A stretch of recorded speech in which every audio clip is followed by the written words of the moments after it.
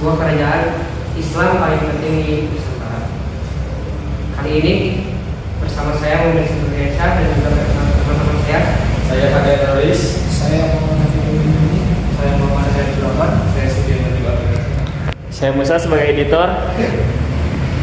Hari ini kita akan membahas tentang kerajaan Banten.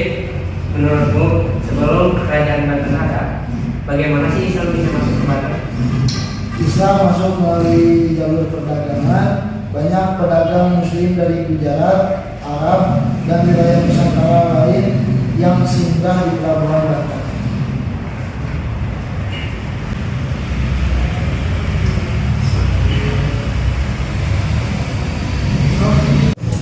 Selain perdagangan, penyebaran Islam juga dibantu para ulama seperti Sunan Gunung Jati yang terdapat di wilayah Jawa Barat, termasuk Banten.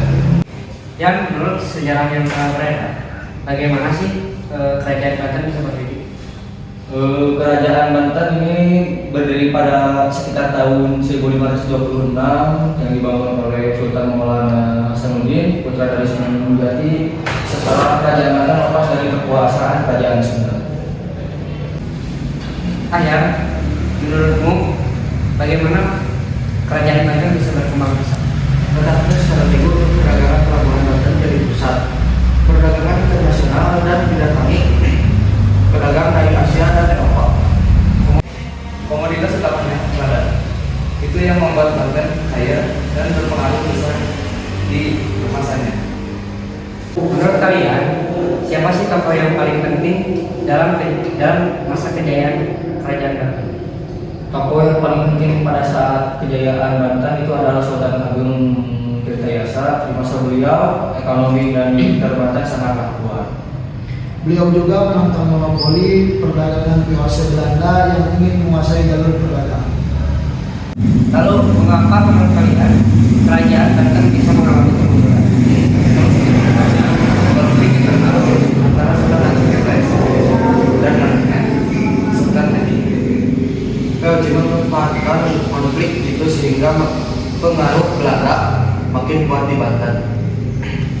Menurut kalian, apakah masih ada peninggalan sejarah tentang kerajaan Banten yang masih bisa dilihat sampai sekarang? Masih, contohnya masih Agung Banten, Keraton Surosowan, dan Banten Spelwings.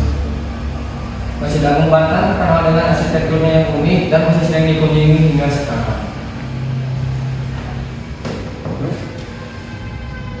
Misalnya Masjid Agung Banten, atapnya bertingkat seperti bangunan tradisional Jawa dan Hindu, Buddha, tapi fungsinya masjid Islam. Lalu ada menara masjid yang berbentuk seperti mercusuar bergaya Eropa. Ini menunjukkan adanya percampuran budaya dalam seni saat itu. Dari sejarah Kesultanan Banten, kita belajar pentingnya menjaga persatuan dan kedaulatan, Serta lihat bagaimana perdagangan, dakwah, dan budaya bisa saling mempengaruhi. Terima kasih sudah mendengarkan podcast kami, yaitu podcast Jejak Sejarah. Sampai jumpa di lain hari jika ada. Wassalamualaikum warahmatullahi wabarakatuh. Waalaikumsalam warahmatullahi wabarakatuh.